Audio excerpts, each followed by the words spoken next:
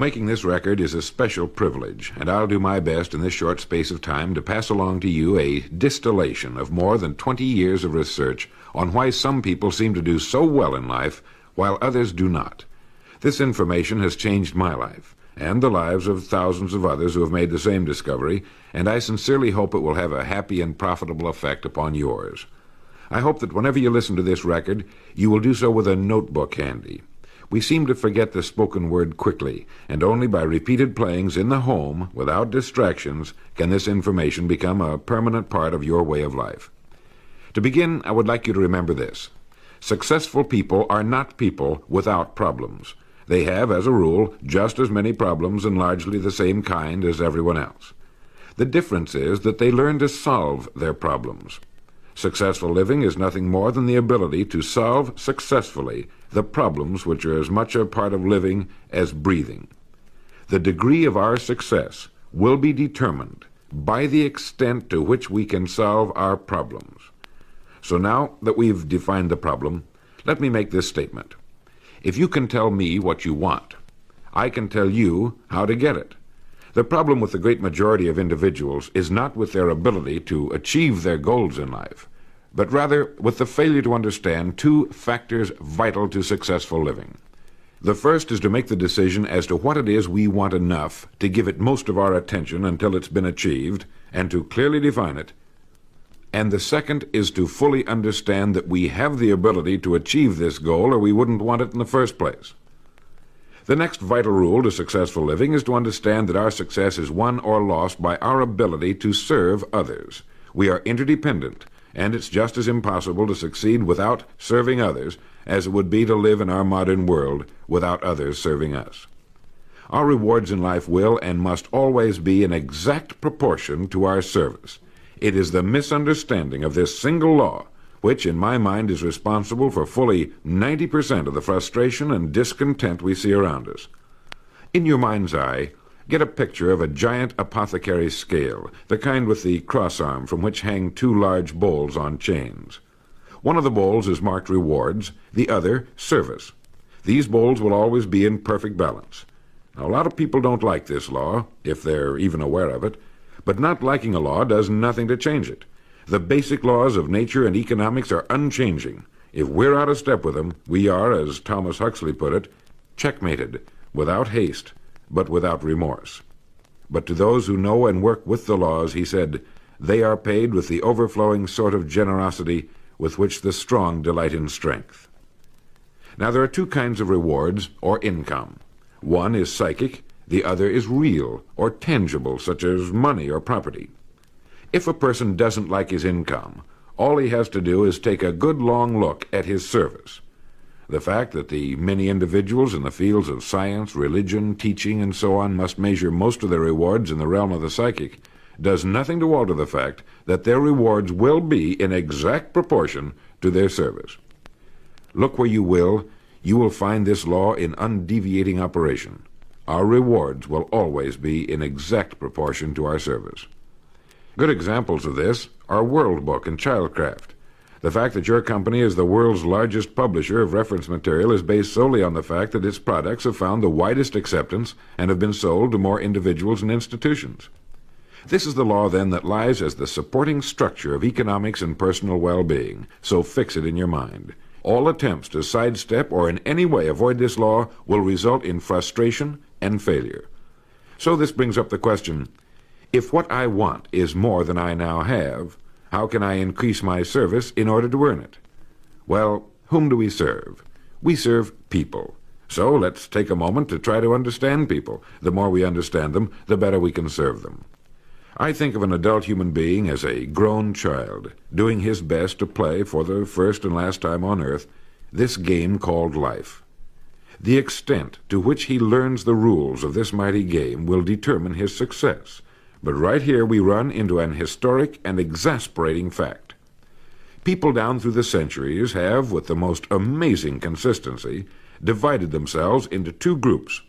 One group contains about 5% of any given population. The other group contains the remaining 95%. Neither of these two groups is any better than the other. But one thing separates them. The big group the one containing about 95% of the people, never seems to get the word, while the smaller group, the 5%, does. Now, what do I mean by getting the word? I mean about 95% of the people never quite understand, emotionally or intellectually, that we as individuals control, to an altogether unsuspected extent, our lives here on earth. That each one of us is the architect of the structure fashioned by our years. You see, all of us want the same things, but only about 5% figures out how to get them. I think it's perfectly stated in your World Book booklet titled Opportunity Unlimited. It says, within each of us burn two unquenchable ambitions, to serve importantly and to gain financial independence. Both of these worthwhile goals are within the reach of all of us, man or woman, but according to statistics, only about 5% achieve both of them. Why? Let's look at it logically. Every human being has a tendency to think, act, and talk like those by whom he is surrounded. This is environment, and it exercises an enormous influence on our lives. We've already pointed out that 95% don't seem to get the word in life. Then it follows that in the case of any given individual, the odds are 95 to 5 that he is surrounded by the larger group. And since a body in motion tends to remain in motion until acted upon by an outside force, that he will continue to conform to his group unless we can do a better job of serving him through knowledge. Here is our largest opportunity for service, and the rewards will take care of themselves.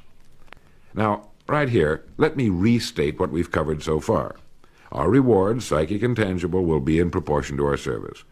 The failure of most people to live successfully is not caused by their lack of abilities, far from it, but rather in their failure to decide what it is they want, and understanding that our wants are governed by our talents and abilities, and that we are divided into two groups of roughly 5% and 95%, and that it's the 5% group which is successful.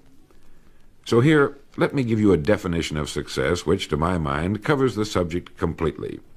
Success is the progressive realization of a worthy ideal. That is, anyone who knows where he is going in life is a success. At the moment he makes the decision of what it is he intends to accomplish, of what it is he considers a worthy ideal, he is successful. Once this goal has been accomplished, he is again, by our definition, a failure, until he establishes a new goal toward which to work. To my mind, this is what we as human beings were intended to do, to go through life from one achievement to another, and to finally come to the end of our road here on earth, still reaching, still working toward a new and better plateau on which to stand. For this is to live and live completely, to know as much as we can know, to serve as much as we can serve, to accomplish as much as we can accomplish. Well, since success is the progressive realization of a worthy ideal, why are we faced with only 5% who can be called really successful? Because the best estimates available tell us that only about 5% will ever decide upon and define the one thing they want. One thing, because we can only do one thing at a time. To my mind, the story of a person's life is the story of a quest, a search to which he devotes his life. We know that the happiest people on earth are those who know exactly what it is they seek and set boldly out to find it. And while we're all dreamers, the fortunate ones are those who have found a dream so exciting and worthwhile that they'll devote a part or all of their lives to making that dream come true. But while all dream, by far the great majority, that 95%, never realizes that a persistent daydream is often the point on which we should set our compass, the place toward which it is meant for us to journey. The tragedy is that the great majority shrugs off this built-in direction finder and returns to the wide, visible, well-marked road in life which they feel must be the best road because it carries the heaviest traffic. Well, let's make this point clear. The road in life with the heaviest traffic is not the best road to follow, for it is the road of the 95%. It is the road with no more opportunity and with 19 times as much competition. Let me very briefly tell you how I got started on this business of making a study of people and why they wind up the way they do. I spent nearly 20 years looking for the secret to achievement.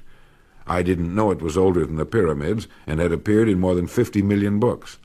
It started in 1933 during the last Depression for me. I was bothered by the difference that existed between what I had been told and what I could see around me.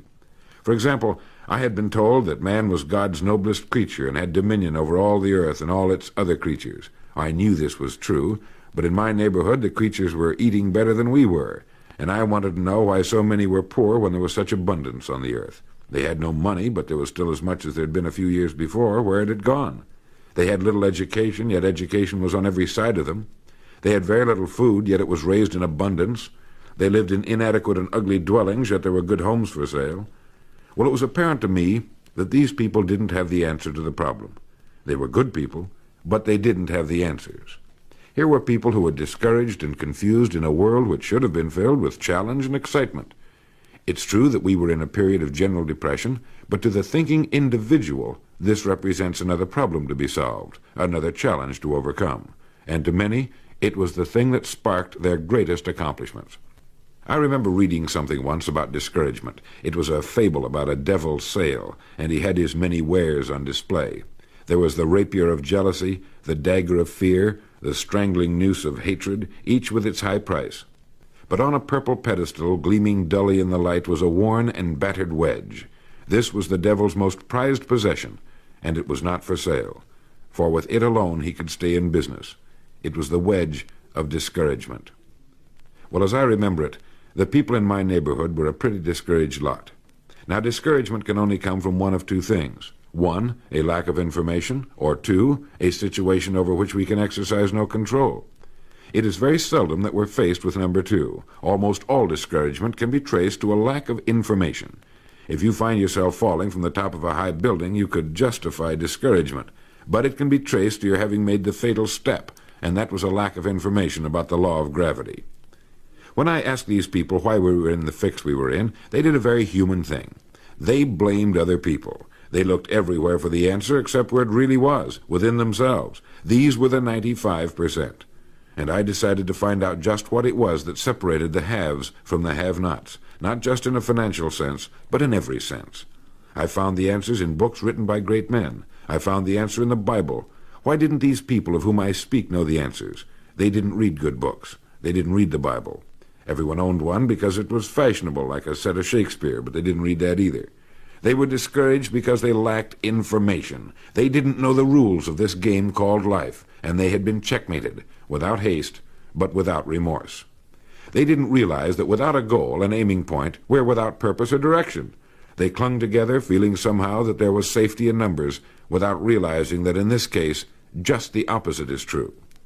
They didn't know that if we conform to the big group, the odds are 95 to 5 that we'll miss the boat in life in almost every vital and important aspect of living. To prove this, you need only take a look at human history. Of all the billions of human beings who've lived on Earth, all great advances, all great ideas have come from just a handful, a few thousand out of billions. Now, how have the people as a group reacted to the great ideas? Every great leader and thinker, from Socrates to the Wright brothers, has been scorned, ridiculed, poisoned, imprisoned, stoned, pilloried, burned at the stake, or crucified. Mankind as a group has made a consistently grisly game of tormenting his saviors. Why? Lack of information, lack of knowledge. It comes from following the wrong crowd. What can we learn from all this as individuals? Two things. One, to amount to anything as individuals, we've got to be individuals. We've got to have individual goals, individual thinking, individual action. And two, we must never conform to the great mass of people. We must love them, help them, for our joy and success will be determined by the extent to which we serve them. But we must never lose our individuality and identity by permitting ourselves to be submerged in this suffocating sea of indirection and purposelessness. There's nothing wrong with emulation. In fact, it's a good idea, so long as we emulate a person who represents that which we wish to become, but never the crowd, never the 95%. And you know what the answer was, the secret to achievement that I had devoted nearly 20 years to finding? Its pure simplicity had caused it to elude me, just as it manages to elude the majority of the people in any given age. I had been looking for something complicated, something only a mind prepared by years of study could grasp, and I found the answer so simple a child can understand it. In 6 words, we are what we think about. Our minds, our thinking, controls our destinies here on earth to a degree totally unsuspected by the great majority of people. When you think about it a moment, it becomes so obvious, so clear and simple. Well then, if we become what we think about, and if we can control our minds, we can pretty well tell our own future. And that's the point I want to make. That's what I meant when I said earlier that each one of us is the architect of the structure fashioned by our years.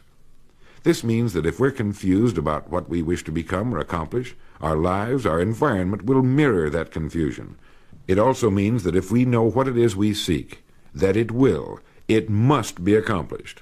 Barring an act of God or a catastrophe over which we have no control, we as individuals can call our own shots for the rest of our lives. We can know what it means to go through life from one success to another, to play life according to the rules and reap the rewards. We can know what it means to have peace of mind and live calm, cheerful, successful lives. You are at this moment the sum total of your thoughts to this point, for there is nothing else you can be. And 5 years from now, you can be and have anything you set your entire mind and heart upon. Turn this record over now, and let me tell you of a way you can use this law to accomplish more in 5 years than the average person does in 40. Succeeding in life has always been a matter of doing that which the great majority does not do. Now let's keep this in mind as we get into this business of goals. It isn't that I want to make an invidious comparison between the 5% and the 95%, not at all. That's just the way it is, and if we don't recognize it, it will be to our cost.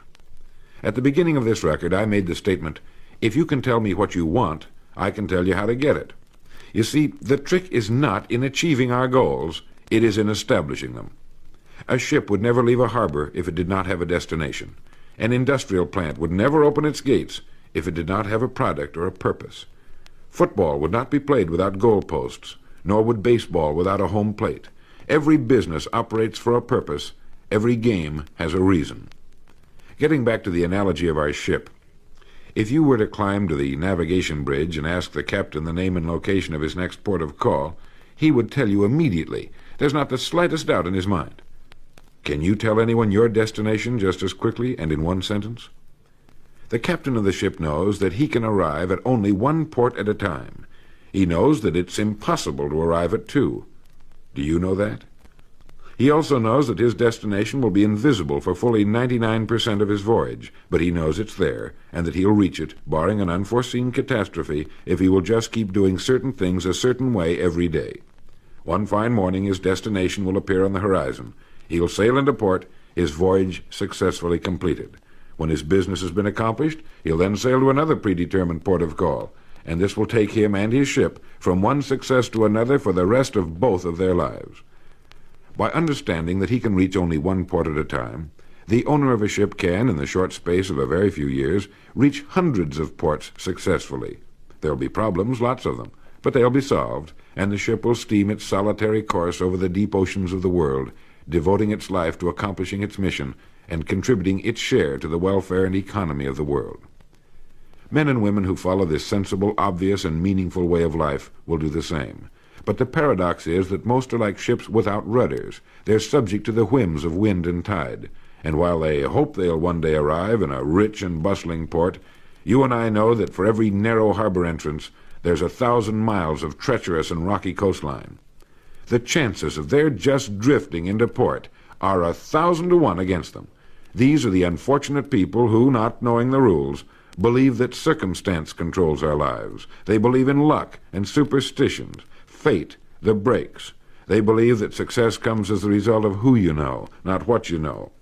And while they cling to their false alibis, life passes them by, for the rules of life are just, and they are checkmated, without haste, but without remorse. Now what about you? Remembering that the definition of success is the progressive realization of a worthy ideal, what's the ideal toward which you are working, now, today, yesterday, and tomorrow? Can you write it in one sentence? Is your goal sharply and clearly defined? Now, for a moment, let's return to the message in your booklet, Opportunity Unlimited. It reads, "Within each of us burn two unquenchable ambitions, to serve importantly and to gain financial independence." The first of these two desirable goals you've already achieved by being in the World Book Childcraft Organization. Now let's take a look at the second ambition, financial independence. I mentioned on the first side of this record that I could tell you how you could be and have anything you set your mind on in 5 years. To better understand this, you must examine one of the most overlooked facts in the world. It is that every job, no matter what it may be, holds somewhere within itself the key to everything we want in life, the key to greatness. But we must look for it, and we must think. Since only about 5% make the grade, we must place ourselves in this percentage group. We can do this by making two decisions. The first is to decide once and for all that this is what you're going to do for a living, that this is going to be your career, since its opportunities are unlimited, and it's constantly growing with our dynamic economy and our exploding population. In the past 13 years, World Book sales have increased 800%, and even this enormous volume is expected to double in the next 5 years or less. I think you can easily see that by being in this business now, your future is unlimited in this organization, both from a career and economic standpoint. It is being undecided, uncommitted about what we're going to do that keeps us from doing our best. We're working with one hand and looking around with the other. As a result, we do neither satisfactorily. And remember, this work contains within it the road to greatness, the key to anything you want for yourself and your family. Hundreds of people have already proved this in the last few years, so make the decision once and for all. Once this has been made, you'll feel as though a weight has been lifted from your mind. Perhaps for the first time in your life, you'll know where you are in the world. You know you have a place where you can serve, where you're needed and respected, where what you're doing is important. Once this decision has been made, we come to the second. Decide to become a professional at your business. You see, we can either compete or create. If we compete with all the other people in our line of work, we must be willing to accept the same rewards. If that's what we want, fine. But if we want to become professionals at what we do, then we must create. And when we begin to do this, there's no limit to that which we can achieve. We hear a lot these days about a word called security. Everyone wants security, but not 1 in 10 can tell you what it is. Most people will tell you that security rests with a job. This is impossible. There is no such thing as a job that represents security. Anyone with a job can lose it for any one of 1,000 reasons at any time. Those people I saw back in 1933, demoralized and afraid, thought that a job represented security. And when it had been taken from them, they had lost everything. They found themselves lost in a world they didn't understand. No, a job cannot represent security. There is only one place on earth you can find security, and if it isn't there, it isn't anywhere. It's inside of a person, never outside. If a man has security inside, where it belongs, his wife and children can feel it when he sits down to eat with them, and they're warmed by it. If a man has security inside where it belongs, you can see it walking down the street, and you can feel it when he enters a room. That's security, and you can't take it away from him. You can take away his money, his home, everything but a wife who's willing to start over, and most of them are, and drop him anywhere in the country. Go back in a year, and he'll be doing just as well as when you found him the first time. You can't keep a good man down, no matter what you do to him. Like cream on milk. You can shake it all day, but just set it down for a while, and it'll bounce right to the top again. This man or this woman has security, where it belongs. And do you know where it comes from? It comes from doing what we do for a living surpassingly well. It comes from being a pro in a world of amateurs. Becoming a pro isn't difficult. It comes from knowing what to do with time. It comes from knowledge, planning, and working. First, knowledge. This means learning everything we can about what we sell, about World Book, Childcraft, and our sales material. Learning everything we can about people, since that's who we sell, and learning everything we can about selling, since that's our profession. What we sell, who we sell, and how to sell. Those 3 subjects would fill a large library, but we can take things one at a time, and by devoting an hour a day to study, we can become outstanding professionals in 5 years or less. And it's the professionals in this business who can write their own tickets, good times or bad. They can live where they choose, and being professionals, work when they choose. Second, planning. This means writing down the specific goal we're now working toward. It means writing in detail about the first port of call we want to reach, realizing that we can only reach one at a time. It means selecting the income we feel will represent financial independence to us. Once this has been selected, we know exactly what we must do in order to reach it. As soon as our first goal has been reached, we can set a new one. The person who does this is the person people call lucky. Good things just seem to happen to him. The so-called breaks start coming his way. But it's a result of planning and working positively that attracts the good things to us. I can't emphasize too much the importance of describing your goal in detail. If it's a beautiful new home, get the actual plans, or at least an elevation drawing of the home, and carry it with you so that you can look at it regularly. If it's a certain amount of money, write down the specific amount for the coming year to the penny, and then work your plan. Whatever your goal may be, write it down in detail. Then you're like the ship. You're on course, and you'll reach more successful ports in a few years than most men do in a lifetime. And third, working. Working more than the average, if we're going to achieve more than average results, is necessary, of course.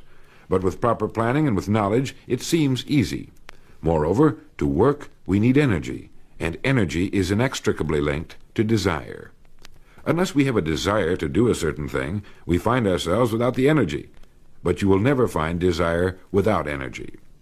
Once our goal has been crystallized in our minds and we realize that we become what we think about, our doubts vanish as to whether or not we can achieve our desired ends, and with the picture of our dream in our mind, we have abundant energy. Let me quote from William James' essay on vital reserves. Compared with what we ought to be, we're only half awake. Our fires are damped. Our drafts are checked. We're making use of only a small part of our possible mental and physical resources. Stating the thing broadly, the human individual thus lives usually far within his limits. He possesses powers of various sorts which he habitually fails to use. He energizes below his maximum, and he behaves below his optimum. And then he wrote, "Excitements, ideas, and efforts, in a word, are what carry us over the dam." He goes on in this excellent essay to point out that we have deep reservoirs of abundant energy that we habitually fail to use, and that by pushing past the first false feeling of fatigue, we will find an exhilarating second wind that will take us to our goals. This is why in studying the lives of the world's great men and women, we find they seemed to be indefatigable. Work meant nothing to them, because what they were doing, where they were going, filled their entire worlds. Frequently, people find it difficult to establish a goal toward which to work. Realizing that we cannot be successful without a goal, here's a good way to solve the problem. Get off by yourself, and where you can think without being disturbed. Then write on a sheet of paper a complete description of the person you would like to be, and the things, in being this person, you would have. Once this has been done, start acting the part of the person you wish to become. Carry, as often as you can, a clear mental image of the person you want to be, and begin to be that person. Soon this will become so knit with habit, it will lead you without fail to the goal you seek. You see, when you begin to do this, you're using your greatest power, your mind, and you will become what you think about. Some time ago, I was flying west and reading a copy of a television play by the three-time Pulitzer Prize-winning playwright Archibald MacLeish. The play was The Secret of Freedom. Suddenly I read a line that shook me to the soles of my feet, and for a long time I stared out of the window, thoroughly digesting the line I had just read. Here is that line. "The only thing about a man that is a man is his mind. Everything else you can find in a pig or a horse." Think about that line until you know what it means. The only thing that sets us apart as human beings is our divine minds. Everything that means anything to us, our love of our families, our faith, our dreams, our talents and abilities, our religion, everything we know, is connected to us solely through our minds. Our minds represent our hope and our future. Yet, as a rule, it is the last place the average person will turn to for help. Your mind contains riches beyond belief, but you must prospect this rich and largely unexplored continent. And the only way it can be prospected is by systematic study and systematic thinking. Your mind is like a muscle. It will develop only to the extent that you use it, no more. By devoting an hour a day to study, you're building your mind into a powerful and creative servant. If you only do this 5 days a week, it comes to 260 hours a year. That's 1,300 hours in 5 years, or the equivalent of 162 8-hour days devoted to study and research. Believe me, if you'll do this, in 5 years you'll be one of the most accomplished professionals in your field, and you'll have the world on a string. You will virtually be able to write your own ticket. The average man works 8 hours a day, about 50 weeks a year, for 40 years. That's time enough to become great at anything. The time will pass anyway. We might as well reap the rewards. So now, let's sum up and reduce the whole thing to a workable formula, a set of rules for this game of life that cannot fail to take us to where we wish to go. The first and most important thing to remember is the rule that controls our life. We become literally what we think about. This means that we must establish a worthwhile goal toward which to work, a goal that will occupy our minds most of the time. This goal should be written out or illustrated. We should look at it and restate our purpose every morning, every night, and as many times during the day as we can. We must fully understand, emotionally as well as intellectually, that whatever it is we set our heart upon will become real in our lives. We must also remember the law that lies as the basic foundation for all economics and personal well-being as well. Our rewards will be in exact proportion to our service, and if we want to get into the top 5% of the people, we must often cut ourselves away from the effects of our environment and become individuals with individual goals, individual thinking, individual actions. We must realize that our daily work contains more opportunities than we could develop in a lifetime, and that our job contains within itself the key to greatness, the road to everything we could possibly want in life for ourselves and our families. We must realize, too, that security can be found in one place only, inside of us. If it isn't there, it isn't anywhere. And the only road to security lies in doing what we do for a living, surpassingly well. And lastly, that we must become professionals at what we do, and that becoming a pro involves knowledge, planning, and working. Knowledge of what we sell, who we sell, and selling. Planning by establishing the goal, which automatically establishes our work pattern. The great salesman is like the great golfer. It looks easy the way he does it, because it is easy the way he does it, but it took time, dedication, and work in its accomplishment. Is it worth it? You bet it is. P.G. Hamilton once wrote, "Let's be different. A strong life is like that of a ship of war, which has its own place in the fleet and can share in its strength and discipline, but can also go forth alone to the solitude of the infinite sea. We ought to belong to society, to have our place in it, and yet be capable of a complete individual existence outside of it. And remember the strangest secret, will you? You are now, and you will become, what you think about." Thank you. Thank you for watching.